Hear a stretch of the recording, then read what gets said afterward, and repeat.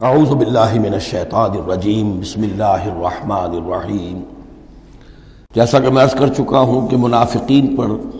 جو سب سے زیادہ بھاری تین چیزیں تھیں، ان میں سے سب سے پہلی اور عام طور پر اس کا صحیح اندازہ لوگوں کو نہیں ہے،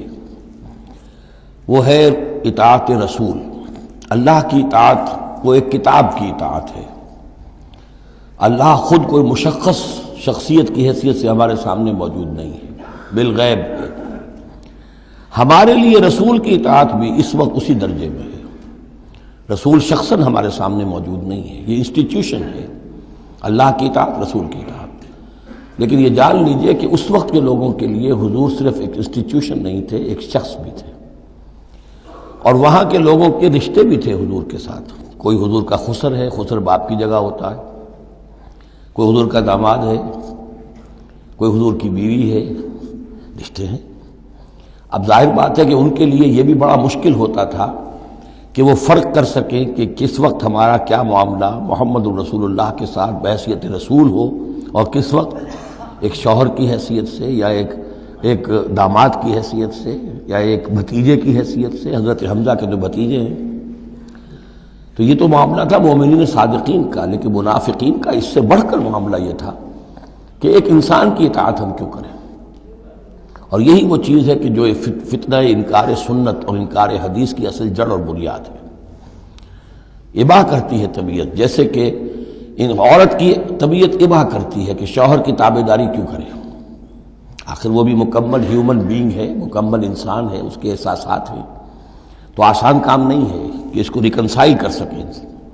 اسی طرح انسان کی اطاعت کرے، یہ بھی در حقیقت اس کو تسلیم کرنا، ذہناً ریکنسائل کرنا آسان نہیں۔ اور یہ چیز ظاہر بات ہے کہ جن کے دل میں یقین کھب جاتا تھا ان کے لیے آسان ہو جاتی تھی، جن کے دلوں میں یقین کی کمی تھی وہ پھر قدم قدم پر ناکنگ کرتی تھی، ان کی گاڑی چل نہیں پاتے تھے۔ اب فرمایا وَلَوْ أَنَّا كَتَبْنَا عَلَيْهِمْ، اگر ہم نے ان پر یہ فرض کر دیا ہوتا أَنِ اقْتُلُوا أَنفُسَكُمْ کہ قتل کرو اپنے آپ کو، أَوِ اخْرُجُوا مِن دِيَارِكُمْ یا نکلو اپنے گھروں سے، مَا فَعَلُوهُ إِلَّا قَلِيلٌ مِّنْهُمْ نہ کرتے یہ کام ان میں سے مگر سوائے چند کے۔ وَلَوْ أَنَّهُمْ فَعَلُوا مَا يُوعَظُونَ اور اگر وہ کرتے جس چیز کی کہ ان کو نصیحت کی جا رہی ہے، لَكَانَ خَيْرًا لَهُمْ یہی ان کے لیے بہتر ہوتا، وَأَشَدَّ تَثْبِيتًا اور ان کی ثبات ایمان اور ثبات قلب اسی کے اندر ہوتی ہے۔ وَإِذًا لَآتَيْنَاهُم مِّن لَّدُنَّا أَجْرًا عَظِيمًا اور اس صورت میں ہم انہیں اپنے پاس سے بہت بڑا اجر دیتے۔ وَلَهَدَيْنَاهُمْ صِرَاطًا مُسْتَقِيمًا اور انہیں ہدایت فرما دیتے سیدھی راہ کی طرف۔ اس میں اکثر حضرات نے تو اس کو جو الفاظ ہیں ظاہری انہی پر محمول کیا ہے، اور اس میں بھی کوئی قباحت نہیں ہے۔ اللہ ہمارا خالق ہے، اگر اللہ حکم دے کہ اپنے آپ کو قتل کرو، خودکشی کرو، تو ہمیں کرنی ہوگی۔ اگر اللہ ہمیں حکم دے اپنے گھروں سے نکل جاؤ تو نکلنا ہوگا۔ تو اس میں ایک اشارہ یہ ہو سکتا ہے کہ جیسے جو تاریخ بنی اسرائیل میں ہم دیکھ آئے ہیں، وہاں یہ تھا کہ جن لوگوں نے بچڑے کی پرستش کی تھی ان کو جو مرتد ہونے کی سزا دی گئی تھی، اس کے لیے الفاظ یہی آئے تھے، ان اقتلوا انفسکم قتل کرو اپنے آپ کو۔ مراد یہ ہے کہ تم اپنے قبیلے کے ان لوگوں کو قتل کرو جنہوں نے اس گناہ کبیرہ کا ارتکاب کیا ہے۔ تو شاید چونکہ منافقین کا معاملہ چل رہا ہے، اور منافقین کے ساتھ اکثر و بیشتر ایسا ہوتا تھا کہ ان کے خاندان والے، رشتہ دار، ان کے گھرانے والے ان کے ساتھ شامل ہو جاتے تھے حمایت کے اندر۔ تو یہاں بتایا جا رہا ہے کہ بجائے اس کے کہ ان کی حمایت کرو، ہونا تو چاہیے اس کے بالکل برعکس، اور وہ یہ کہ تم اپنے اندر سے خود دیکھو کون ہیں کہ جو منافق ہیں، کہ جو اصل میں آستین کے سانپ ہیں۔ اگر اللہ تعالیٰ نے تمہیں حکم نہیں دیا ہے، اگر اللہ تعالیٰ یہ حکم بھی دے سکتا تھا کہ ہر قبیلہ، ہر گھرانہ اپنے ہاں کے منافقین کو خود قتل کرے، یہ تو حضرت عمر رضی اللہ تعالیٰ عنہ نے اپنی اس ایمان کی غیرت کے اندر، غیرت ایمانی کے اندر قتل کیا، اور اس پر انہیں غصہ آیا، اس لیے کہ بہرحال وہ ان کے اپنے خاندان کے لوگ تو نہیں تھے۔ لیکن یہ کہ اللہ تعالیٰ اگر یہ حکم دیتا تو یہ بھی تمہیں کرنا چاہیے تھا، لیکن یہ کہ اللہ کے علم میں ہے کہ تم میں سے بہت کم لوگ ہوتے کہ جو اس حکم کی تعمیل کر سکتے، اور اگر کر گزرتے ما یوعظون بہ لکان خیرا لہم واشد تثبیتا واذا لآتیناہم من لدنا اجرا عظیما ولہدیناہم صراطا مستقیما۔ اب اس کے بعد یہ اطاعت رسول کے موضوع پر جو عظیم ترین آیت ہے قرآن کی وہ آ رہی ہے۔ وَمَن يُطِعِ اللَّهَ وَالرَّسُولَ، اور جو کوئی اطاعت کرے گا اللہ کی اور رسول کی صلی اللہ علیہ وسلم، فَأُولَٰئِكَ مَعَ الَّذِينَ أَنْعَمَ اللَّهُ عَلَيْهِمْ، تو یہ وہ لوگ ہوں گے جنہیں معیت حاصل ہوگی ان کی جن پر اللہ کا انعام ہوا، اور وہ کون ہیں؟ من النبیین والصدیقین والشہداء والصالحین، یعنی انبیاء کرام اور صدیقین اعظام اور شہداء کرام اور صالحین، وحسن اولئک رفیقا، اور یہ لوگ تو بہت ہی اچھے ہیں رفاقت کے لیے، یعنی اللہ اور اس کے رسول کی اطاعت کرنے والوں کا پھر شمار ان لوگوں کے زمرے میں ہوگا، وہ جو سورہ فاتحہ کے ضمن میں ہم نے دیکھا تھا کہ اہدنا الصراط المستقیم صراط الذین انعمت علیہم، وہ کون لوگ ہیں انعمت علیہم، اس کی تفسیر ہے یہ فاولئک مع الذین انعم اللہ علیہم من النبیین والصدیقین والشہداء والصالحین۔ ایک بیس لائن ہے صالح مسلمان، نیک نیت مسلمان، دل میں خلوص کے ساتھ ایمان ہے، صالح ہے، حکم پر عمل کر رہا ہے، محرمات سے بچا ہوا ہے۔ اب اوپر اٹھے گا تو ایک اونچا درجہ ہے شہداء کا، اس سے بھی اونچا درجہ ہے صدیقین کا، اس سے بھی اونچا درجہ ہے انبیاء کا۔ اب انبیاء کا درجہ تو رک جائے گا، اس لیے کہ وہ تو ایک وہبی چیز ہے، کسبی چیز نہیں تھی، لیکن یہ دو درجے تو ابھی موجود ہیں کہ انسان اپنی ہمت سے جتنی محنت کرے، جتنی کوشش کرے، وہ شہادت اور صدیقیت کے مراتب تک فائز ہو سکتا ہے۔ یہ مضمون پوری وضاحت کے ساتھ آئے گا سورہ حدید میں انشاءاللہ۔ ذالک الفضل من اللہ وکفی باللہ علیما، اور یہ اللہ تعالیٰ کا بڑا فضل ہے جن لوگوں کو آخرت میں ان کی معیت حاصل ہو جائے۔ وتوفنا مع الابرار، اے اللہ ہمیں موت دیجو اپنے ابرار بندوں کے ساتھ۔ تو واقعہ یہ ہے ذالک الفضل من اللہ وکفی باللہ علیما، یہ تو اللہ کا بہت بڑا فضل ہے اور اللہ کافی ہے ہر شے کے جاننے کے لیے، یعنی کون کس استعداد کا حامل ہے، کون کس قدر و منزلت کا حامل ہے، اللہ خوب جانتا ہے۔ صدق اللہ العظیم۔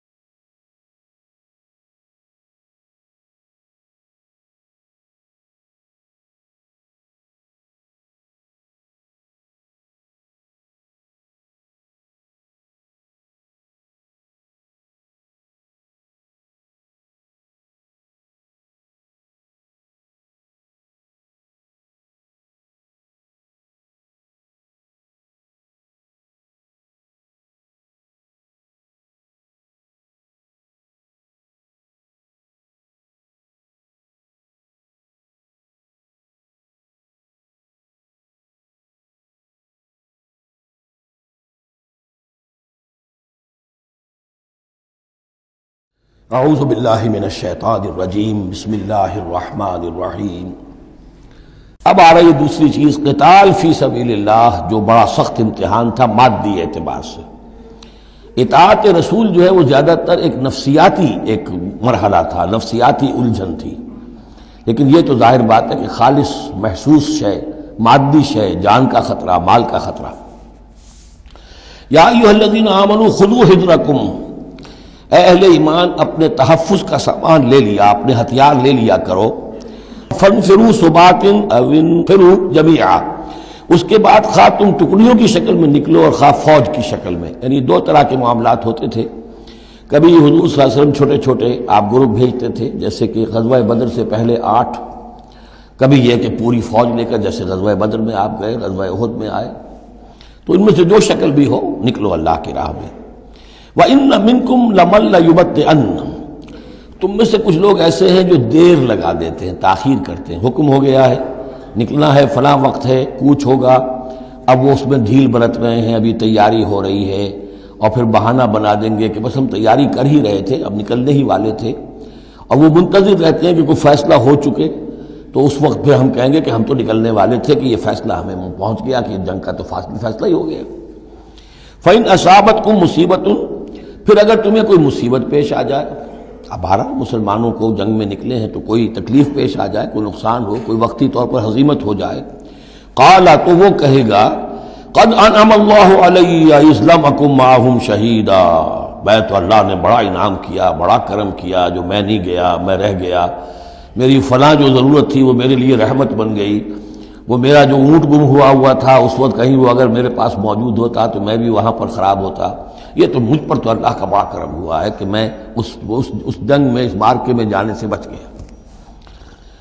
وَلَئِنْ أَصَابَكُمْ فَضْلٌ، اور اگر تمہیں کوئی فضل پہنچ جائے اللہ کی طرف سے، فتح ہو جائے اور تم یعنی کامرانی کے ساتھ واپس آؤ اور تم مال غنیمت لے کر آؤ، من اللہ، اللہ کی طرف سے فضل مل جائے، لَيَقُولَنَّ، اس وقت پھر وہ حسرت کے ساتھ کہے گا کہ لَمْ تَكُنْ بَيْنَكُمْ وَبَيْنَهُ مَوَدَّةٌ، بالکل ایسے جیسے تمہارے اور اس کے درمیان کوئی دوستی اور مروت اور مودت ہے ہی نہیں۔ یا لیتنی کنت معہم فافوز فوزا عظیما، ہائے کاش کہ میں بھی ان کے ساتھ گیا ہوتا تو یہ بڑی کامیابی مجھے بھی حاصل ہو جاتی۔ یہ ان کا کردار ہے جس کا کہ نقشہ کھینچ دیا گیا۔ فَلْيُقَاتِلْ فِي سَبِيلِ اللَّهِ الَّذِينَ يَشْرُونَ الْحَيَاةَ الدُّنْيَا بِالْآخِرَةِ، بس جو لوگ دنیا کی زندگی کو آخرت کے عوض فروخت کرنے کے لیے تیار ہیں انہیں لازماً قتال کرنا چاہیے اللہ کی راہ میں۔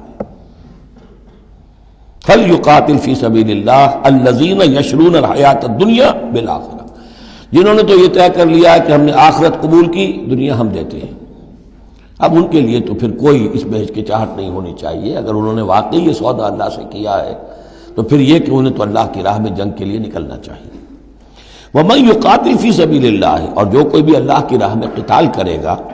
فَيُقْتَلْ أَوْ يَغْلِبْ، اب دو ہی امکانات ہیں، وہ قتل ہو جائے یا غالب ہو جائے، فتح مند ہو کر واپس آئے یا وہیں شہید ہو جائے۔ فَسَوْفَ نُؤْتِيهِ أَجْرًا عَظِيمًا، دونوں حالتوں میں ہم انہیں بہت بڑا اجر عطا فرمائیں گے۔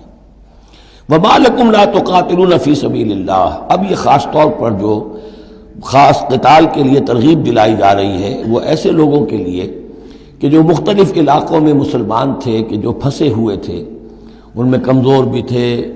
ان میں خواتین بھی تھیں، بیمار بھی تھے، بوڑھے تھے، جو ایمان تو لے آئے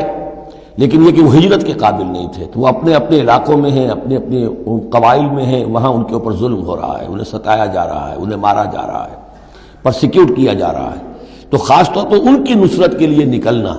اور ان کو جان چھڑانا اور ان کو بچا کے لے کر آنا، یہ کام تو ایسا ہے کہ جس میں غیرت ایمانی کا بہت ہی شدید تقاضا ہے، اور میں تو سمجھتا ہوں کہ غیرت انسانی کا بھی تقاضا ہے۔ وَمَا لَكُمْ لَا تُقَاتِلُونَ فِي سَبِيلِ اللَّهِ، میں کیا ہو گیا، کیوں قتال نہیں کرتے اللہ کی راہ میں؟ وَالْمُسْتَضْعَفِينَ، اور ان کمزور لوگوں کے لیے جو مغلوب بنا دیے گئے ہیں، من الرجال، مردوں میں سے، والنساء، اور عورتوں میں سے، والولدان، اور بچوں میں سے، الذین یقولون، جو یہ کہہ رہے ہیں، دعائیں کر رہے ہیں، ربنا اخرجنا من هذه القرية الظالم اهلها، اے ہمارے پروردگار ہمیں نکال اس بستی سے جس کے رہنے والے لوگ ظالم ہیں، واجعل لنا من لدنك وليا، اور ہمیں اپنے پاس سے کوئی ہمارا ولی، حمایتی، مددگار بنا دے، واجعل لنا من لدنك نصيرا، اور ہمارے لیے خاص اپنے فضل سے کوئی مددگار بھیج دے۔ اب ان کی جو یہ آہ و بکا ہے وہ بھی تمہیں آمادہ نہیں کر رہی کہ ان پر ظلم ہو رہا ہے، ان پر ستم ڈھائے جا رہے ہیں، اور تم جو ہے اپنے گھروں سے نکلنے کے لیے تیار نہیں ہو۔ یہ کن سے خطاب ہو رہا ہے؟ جن کے ہاں اسلام قائم ہو چکا تھا، ان سے خطاب ہو رہا ہے۔ ہم اپنے گھر میں اسلام قائم کر نہیں سکتے، یہاں پر کوئی جد و جہد نہیں کہ اسلام آ جائے، ہمارے ہاں کفر کا نظام چل رہا ہے، تو ہم تو مخاطب ہی نہیں اس کے۔ مخاطب اہل ایمان ہیں، اور اہل ایمان کا فرض کیا ہے؟ پہلے اپنے گھر کو درست کرو، پہلے اپنے ملک کے اندر اسلام قائم کرو۔ قرآن کے سوا کوئی اور قانون چل رہا ہے، من لم یحکم بما انزل اللہ فاولئک هم الکافرون ومن لم یحکم بما انزل اللہ فاولئک هم الظالمون ومن لم یحکم بما انزل اللہ فاولئک هم الفاسقون۔ ظالم، فاسق اور کافر اور مشرک تو ہم خود ہیں۔ تو یہ آیت اپنی جگہ ہے، ہر چیز کو اس کے کانٹیکسٹ کے اندر رکھنا چاہیے۔ الذین آمنوا یقاتلون فی سبیل اللہ، جو لوگ ایمان والے ہیں وہ قتال کرتے ہیں اللہ کی راہ میں۔ والذین کفروا یقاتلون فی سبیل الطاغوت، اور جو لوگ کافر ہیں وہ بھی قتال کر رہے ہیں، جنگ تو وہ بھی کر رہے ہیں۔ ابو جہل بھی تو لشکر لے کر آیا تھا، وہ طاغوت کی راہ میں قتال کر رہے ہیں۔ فقاتلوا اولیاء الشیطان، تو قتال کرو، جنگ کرو شیطان کی ساتھیوں سے، شیطان کے حمایتیوں سے، حزب الشیطان سے۔ ان کید الشیطان کان ضعیفا، یقیناً شیطان کی چال بڑی کمزور ہے، دکھائی دیتی ہے بڑی زوردار، بڑی باروب، لیکن یہ کہ اگر مرد مومن کھڑے ہو جائیں تو پھر اس کے اندر معلوم ہو جاتا ہے کہ پھسپسی چال ہے۔ الم تر الی الذین قیل لهم کفوا ایدیکم واقیموا الصلاۃ وآتوا الزکاۃ، ذرا تم نے دیکھا نہیں ان لوگوں کی طرف جن سے کہا گیا تھا کہ اپنے ہاتھوں کو بندھے رکھو، روکے رکھو، اور نماز قائم کرو اور زکوٰۃ دو۔ یہ ہے کہ جو مکے کے اندر حکم تھا 12 برس تک، مکے میں جب مسلمانوں پر ظلم و ستم توڑا جاتا تھا، انہیں ستایا جا رہا تھا، تو بہت سے مسلمان تھے جوش میں بھی اور یقیناً خلوص کے ساتھ ہوش مند ہو کر بھی کہ ہمیں اپنے ان بھائیوں کی مدد کرنی چاہیے۔ اب یہ سمیہ ہمارے سامنے جو ہے، جو کچھ ہو رہا ہے اس کے ساتھ ہماری نگاہوں کے سامنے، یاسر کے ساتھ جو کچھ ہو رہا ہے، حضور ہمیں اجازت دیجیے۔ آخر ہم جو ہے، ہم نامرد نہیں ہیں، ہم بے غیرت نہیں ہیں، ہم بزدل نہیں ہیں، لیکن اجازت نہیں تھی۔ یہ منہج انقلاب نبوی کا ایشو ہے۔ اس وقت حکم یہ تھا اپنے ہاتھ تھامے رکھو، نغمہ ہے بلبل شوریدہ تیرا خام ابھی، اپنے سینے میں اسے اور ذرا تھام ابھی، ایک وقت آئے گا تمہارے ہاتھ کھول دیے جائیں گے، ابھی کفوا ایدیکم۔ لیکن یہاں سوال پیدا ہوتا ہے، الم تر الی الذین قیل لهم کفوا ایدیکم، یہ فعل مجہول ہے، کہا کس نے تھا؟ مکی قرآن میں یہ آیت موجود نہیں ہے، وہاں بھی یہ حکم تھا محمد الرسول اللہ صلی اللہ علیہ وسلم کا، حضور نے روکا۔ یہ آیت تو اتر رہی ہے مدنی قرآن میں، سورہ نساء میں، تو معلوم ہوا کہ اس وقت بھی وہ حضور کا حکم تھا جس کو کہ اللہ نے وہ اون کیا ہے، اللہ کی طرف سے تھا یہ۔ تو وحی جلی تو ہوتی ہے، وحی خفی بھی ہوتی ہے، یا حضور کے جس اجتہاد کو اللہ تعالیٰ اس کو تقریر کہیں گے، جیسے حضور کی حدیث ہم کہتے ہیں، ایک آپ کا قول ہے، ایک فعل ہے، ایک تقریر ہے۔ کوئی کام آپ کے سامنے کیا گیا، آپ نے اسے روکا نہیں، تو گویا کہ ایک طرح سے آپ کی طرف سے ریکگنیشن مل گئی کہ وہ بھی جائز ہے، یقیناً غلط ہوتا تو حضور روک دیتے۔ اسی طرح اللہ تعالیٰ کی کتاب ہے، وحی جلی ہے، وہ آ رہی ہے، لیکن حضور کا وحی خفی بھی ہے حضور کو جو آ جاتی ہے، اور ایک یہ کہ حضور خود اجتہاد کر رہے ہیں، اس کو اگر اللہ نے روکا نہیں تو وہ گویا اللہ کی تقریر ہو گئی، اور وہ بھی اللہ ہی کی طرف سے ہو گیا، اور وہ بھی گویا کہ اللہ نے اون کر لیا۔ تو اب یہ بھی ہو سکتا ہے کہ وحی خفی کے ذریعے سے اللہ نے مکی دور میں حضور کو یہ حکم دیا ہو کہ جو ہے یہاں نقل ہوا ہے، اور یہ بھی ہو سکتا ہے یہ حضور کا اپنا اجتہاد ہو اور اس کو اللہ تعالیٰ نے قبول کیا ہو۔ الم تر الی الذین قیل لهم کفوا ایدیکم واقیموا الصلاۃ وآتوا الزکاۃ، اب یہاں محذوف ہے، اس وقت تو کچھ لوگ بڑے زور شور سے کہتے تھے ہمیں اجازت ہونی چاہیے ہم جنگ کریں، لیکن اب کیا حال ہوا؟ فلما کتب علیہم القتال، جب ان پر جنگ فرض کر دی گئی، اذا فریق منہم یخشون الناس کخشیۃ اللہ او اشد خشیہ، تو اب یہ دیکھنے میں آ رہا ہے کہ ان میں سے کچھ لوگ انسانوں سے اس طرح ڈر رہے ہیں جیسے اللہ سے ڈرنا چاہیے، بلکہ اس سے بھی زیادہ ڈر رہے ہیں۔ اب ظاہر بات ہے یہ وہ مکے کے مہاجرین نہیں ہے، یہ اصل میں وہی منافقین مدینہ جو ہے ان کا حال ہے، لیکن کنٹراسٹ دکھانے کے لیے جو اس دور کی بات تھی اس کے مقابلے میں اس کو لے آیا گیا کہ اصل ایمان تو وہ تھا، اور یہ جو کچھ ہے شکل، یہ تو پھر کمزوری ہے اور نفاق کی علامت ہے۔ وَقَالُوا رَبَّنَا لِمَا كَتَبْتَ عَلَيْنَا الْقِتَالَ، اور وہ کہتے ہیں کہ پروردگار یہ ہم پر تو نے کیوں فرض کر دی جنگ، لَوْلَا أَخَّرْتَنَا إِلَىٰ أَجَلٍ قَرِيبٍ، ابھی اے پروردگار کچھ اور عرصے کے لیے، کچھ دیر کے لیے اور کیوں نہ مؤخر کیا اس کو۔ قُلْ مَتَاعُ الدُّنْيَا قَلِيلٌ، اے نبی کہہ دیجئے دنیا کا ساز و سامان یہ بہت حقیر سی شے ہے، وَالْآخِرَةُ خَيْرٌ لِمَنِ اتَّقَىٰ، آخرت بہت بہتر ہے اس کے لیے جو تقویٰ کی روش اختیار کرے، وَلَا تُظْلَمُونَ فَتِيلًا، اور تم پر دھاگا بھر بھی کوئی ظلم نہیں ہوگا، حق تلفی نہیں ہوگی، تمہارے جو بھی اعمال ہیں، انفاق ہے، قتال ہے، جو بھی اللہ کی راہ میں ایثار ہے، بھرپور تمہیں اس کا اجر و ثواب دے دیا جائے گا۔ صدق اللہ العظیم۔